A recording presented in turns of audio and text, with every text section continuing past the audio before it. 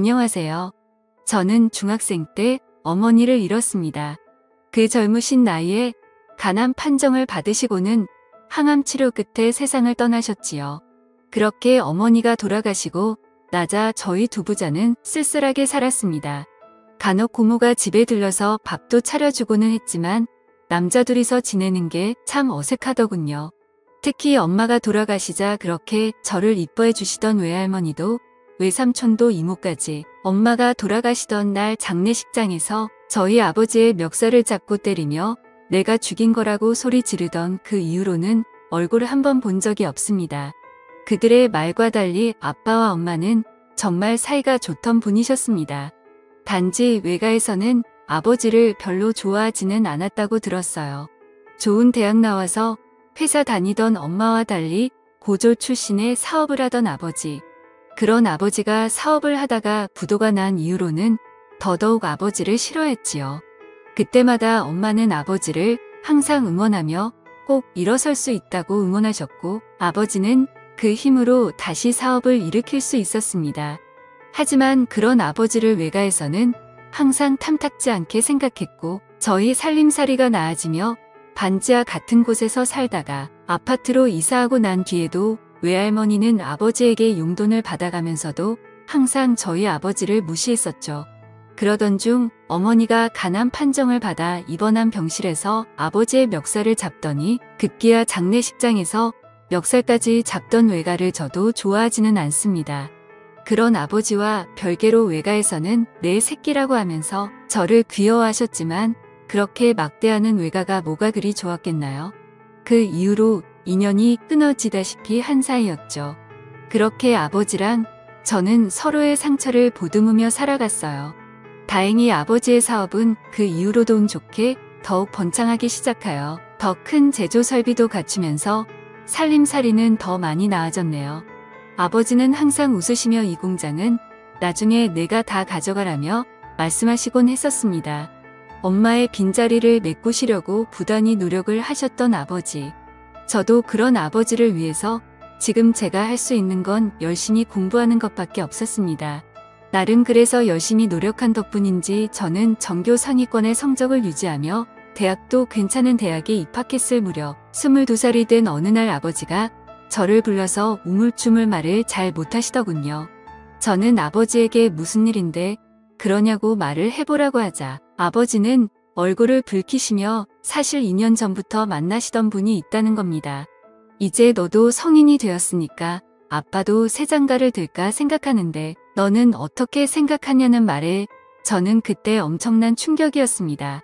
저에게 있어서 엄마란 존재는 신성한 존재였는데 그게 깨어지는 느낌이었으니까요.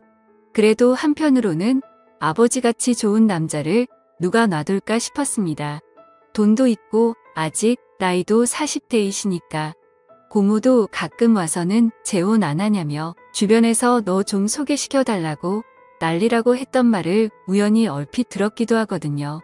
거기서 제가 반대한다고 해봐야 오히려 아버지와 사이만 어색해질 거라는 걸 알았기에 마지못해 알겠다고 했습니다.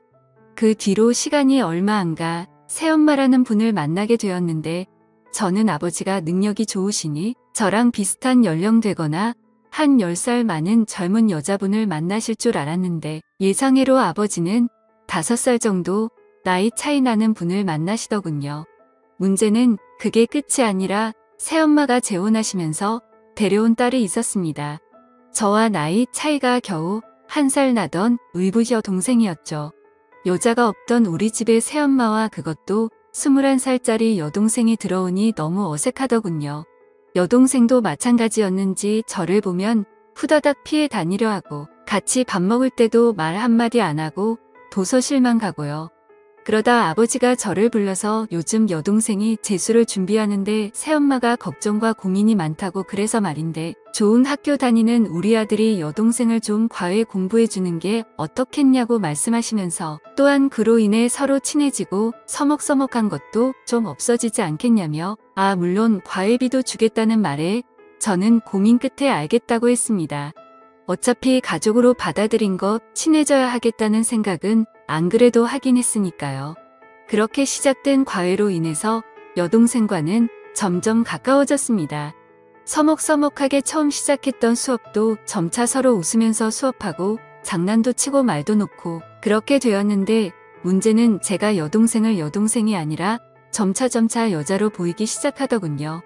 어느 순간부터 저는 여동생의 과외 수업 시간이 기다려지고, 그렇게 여동생이 학교를 마치고 돌아오기만 기다리다가 여동생이 들어오면 일부러 늦은 시간이라도 물 마시는 척 나가서 얼굴 한번 보고는 짧은 대화라도 나누고 들어가고, 제가 미친 건가 싶기도 해서 정말 고민도 많이 했습니다.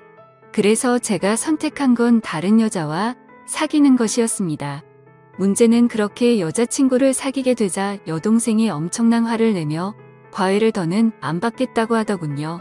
자기는 공부하느라 정신없는데 선생님인 오빠는 여자나 사귀고 히덕거린다고요. 제 잘못은 아니었지만 뭔가 제가 여자친구가 생기자 화를 내는 것 같아서 기분이 좋으면서도 미안하기도 하고 정말 감정이 복잡하고 미묘한 기분이 되었습니다. 그리고 무엇보다 심장이 뛰었던 건 여동생도 저한테 마음이 있다는 걸 확인한 계기였었죠. 여동생에게는 알겠다고 사과를 하고 여자친구와도 얼마 안 가 헤어지게 되었죠. 솔직히 그때부터 저희 관계는 많이 발전했었던 것 같습니다. 수업하다 손도 잡기도 하고 여동생도 제 손을 잡으며 앞으로 여자 사귀지 말라며 말하는 게 그렇게 이뻐 보일 수 없었으니까요. 그래도 공부할 건 제대로 공부했고 성적도 과외 전보다 훨씬 잘 나와서 여동생도 괜찮은 대학에 재수에 성공하게 되자 새엄마와 아버지는 너무 기뻐하며 과외를 시킨 게 제일 잘한 일이었다고 칭찬했었죠. 겉으로 보기에 저희 이복 남매는 사이가 너무 좋아 보였고 딸의 성적까지 대폭 올랐으니 이만한 일이 어디 있을까요? 그러나 저희 이복 남매의 사랑은 이미 돌이키기엔 너무 늦었습니다. 그때부터는 이복 남매가 아닌 연인으로 살기 시작했어요. 주변에는 남매란 소리도 안 하고 그냥 여자친구라 말하고 다녔습니다. 어차피 그녀와 저는 성도 달랐으니까요. 그리고 그때 둘 다 너무 진지해져서 여기저기 알아보니 여동생이 아버지 밑에 입양만 안 되면 여동생이 저와 결혼도 할 수 있더라고요. 법적으로 문제가 될 것 없이 서로 결혼할 수도 있다는 걸 알게 되자 저는 솔직히 정말 기뻤고 행복했습니다.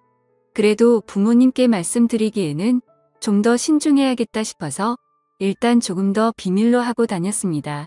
그렇게 시간이 흘러 제가 23살이 되었고 군대 가기 전에 여자친구이자 이복 여동생과의 관계는 더욱더 깊어져서 제가 군대를 가던 날 여동생이 너무나도 서럽게 울며 저에게 대하는 행동들을 보고 그때부터 부모님께서는 점차 저희 관계를 눈치챘던 것 같았습니다.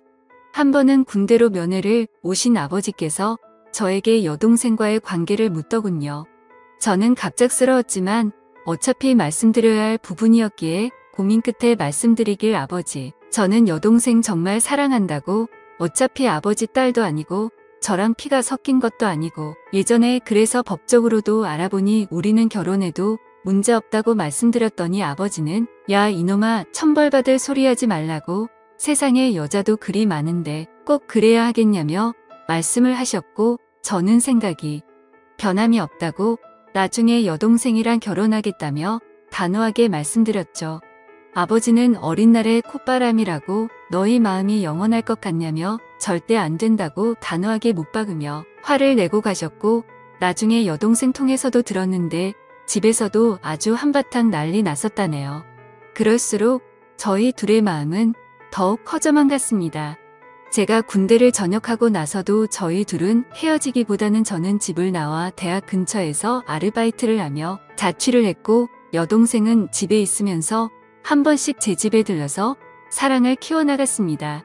부모님은 대체 언제까지 이런 말도 안 되는 짓거리를 할 거냐는 말에 저는 그냥 허락해달라고, 어차피 20년이 넘게 남으로 살다가 성인 남녀가 만나서 사랑에 빠지는 게 뭐가 그리 잘못된 거냐고, 저도 아버지 새엄마 받아들이는 거 허락했듯이 아버지도 새엄마도 저희 둘 결혼하는 거 받아주시면 좋겠다고 말했더니 아버지께서는 갑자기 눈물을 흘리시며 그런 점들은 너에게 정말 미안하다고 하지만 진짜 내 자식들이 그런 걸로 손가락질 받는 건 보고 싶지가 않다고 서로 너무 좋아해서 결혼해도 이혼하는 세상인데 너희들이 그런 사이에서 사람들에게 손가락질 당하면서까지 결혼해서 나중에 서로 안 맞으면 정말 그때는 어쩌려고 그러냐고 다시 한 번만 잘 생각해보라고 말씀하시자 저의 마음은 변함이 없다고 말씀드리니 아버지께서는 절 보더니 그럼 나도 이제 내 아들 죽었다고 생각하겠다고 내 재산이든 뭐든 10원짜리 하나 너한테 못 주겠다고 철이 들어 둘이 헤어지고 유학을 가든지 아니면 너희가 그리 말하는 진짜 사랑 찾아서 너희 둘 다 떠나든지 알아서 하라는 말씀에 그날로 저희는 그때부터 집을 나와서 살게 되었네요. 하지만 저는 공부를 열심히 해서 대학도 좋은 데를 들어갔기에 제가 먼저 졸업하고 회사에 먼저 취직해서 돈을 벌어오면서 큰 문제 될 것도 없었습니다. 27살 때는 이제 여동생이 아닌 제 아내가 된 그녀가 생각지 못하게 임신을 해서 부랴부랴 저희 둘이 혼인신고하고 애까지 낳았네요. 그래도 새엄마는 자기 딸인 아내가 임신하자 저희를 찾아와서는 도대체 어쩌려고 이러냐고 아내 임신한 큰 배를 쳐다보시더니 저를 보고 착잡한 표정으로 아들이라고 해야 할지 이서방이라고 해야 할지 자기도 참으로 난감하다며 일이 일단 이렇게 되었으니 어쩌겠냐며 아버지를 한번 설득해보겠다고 하더군요. 하지만 아버지는 자신이 한 말을 지키고 싶으신 건지 손자 태어나는 그날까지도 단 한 번도 저희를 보러 오신 적이 없었습니다. 명절날 인사를 드리러 가도 문도 안 열어주시고 오히려 오지 말라고 쫓아내시던 아버지. 그래도 저희 부부는 남부럽지 않게 행복하게 살았습니다. 아내와 저는 그 이후로 맞벌이를 하며 절약하고 저축하며 모은 돈으로 작은 빌라 원룸에서 시작했던 신혼생활도 학자금 대출까지 다 갚고 이제는 전세로 아파트도 구했고 저희 아들을 위해서 서로 누가 더 아낄 것 없이 진심으로 아끼고 행복하게 살았습니다. 아이에게 할아버지를 직접 못 보여주는 게 아쉬웠지만 새엄마는 그래도 그 이후로 자주 찾아와서 과일이며 음식이며 이것저것 챙겨주시면서 도와주셨고 아버지는 그런 새엄마를 통해서 저희 소식을 간간히 남아 접하셨던 것 같네요. 그러던 어느 날 새엄마가 저를 보더니 우시면서 아버지 좀 빨리 찾아가 보라며 말하더군요. 직감적으로 저는 저희 아버지에게 무슨 일이 생겼음을 느끼고는 무슨 일이냐고 했더니 아버지가 글쎄 간암이랍니다. 저희 친엄마가 돌아가신 병이랑 똑같은 병이 온 것이었죠. 이번 건강검진 때 발견했다며 지금 병원에 입원해 있으시다는 말에 저는 미친 듯이 뛰어나가 아버지 병실로 들어갔습니다. 그렇게 병실에 들어가니 아버지는 힘든 표정으로 창밖을 보며 누워있다가 제가 온 걸 보고는 언제 힘든 표정을 지었냐는 듯 빙그레 웃으며 우리 아들 왔어? 라는 말에 저는 눈물이 절로 흘러내렸습니다. 아버지는 저에게 그동안 아빠가 얼마나 미웠겠냐고 이 아빠가 우리 아들한테 상처만 주고 가는구나라는 말에 저는 아버지 손을 붙잡고 아니라고 제가 죄송했다고 아버지 이렇게 누워있지 말고 어서 다시 건강해져서 퇴원하시라며 펑펑 울었습니다. 그 뒤로 새엄마는 저에게 따로 말씀해 주시길 그동안 너희 아버지가 티를 안 내고 말을 안 해서 그렇지 내가 너희 생활하는 사진들을 아버지에게 카톡으로 보내주면 이런 건 쓸데없이 왜 보내냐고 하면서도 혼자 몰래 그 보내준 사진 보면서 울고 있던 뒷모습을 보기도 했고 예전에 아들이 우리 집에 찾아왔다가 아버지가 문전 박대하고 쫓아냈었지만 너희가 그렇게 돌아가고 나서는 너무나도 우울해했단다라고 말씀해 주시는데 저는 그 말을 듣는 순간 말로 이루어 표현할 수 없는 울컥함이 몰려와 얼마나 그날 미친 듯이 울었나 모르겠습니다. 저희 아버지는 어느새 이렇게 약해지셨는지 손을 잡았는데 몸이 너무나도 힘이 없이 가볍더군요. 아버지는 자신조차도 마지막이 다가오는 걸 느꼈는지 그 이후 손자도 보고 그 아픈 몸으로 손자가 너무 이쁘다며 안아도 보시더니 임종 직전 유언으로 저에게 말씀하시길 결혼식 올리라고. 이 못난 아비의 미련함 때문에 너희들이 이렇게 행복한데 막아서 고아처럼 살게 했으니 얼마나 그동안 서러웠겠냐고. 나 때문에 결혼식도 못했으니까 내가 죽고 나면 결혼식은 누구보다 멋있고 이쁘게 올렸으면 좋겠다고 말씀하시고는 며칠 지나지 않아 돌아가셨습니다. 아버지 유언대로 저희는 새엄마이자 장모님을 모시고 결혼식을 올렸네요. 그리고 아버지께서 저희 부부한테 돌아가시기 전에 모든 재산을 정리하시고는 신혼집으로 남겨두신 아파트에 들어가니 참 아버지 생각이 많이 나더군요. 내일이 특히 아버지 기일이라 이런저런 많은 생각이 들어서 이렇게 이야기를 해보았습니다. 여전히 저희 부부는 잘 살고 있고 가끔 연우 부부처럼 사소한 거로 부부싸움은 하지만 서로 여전히 많이 사랑하며 살고 있습니다. 그러니 하늘나라에서 아버지와 어머니 잘 지내셨으면 좋겠네요.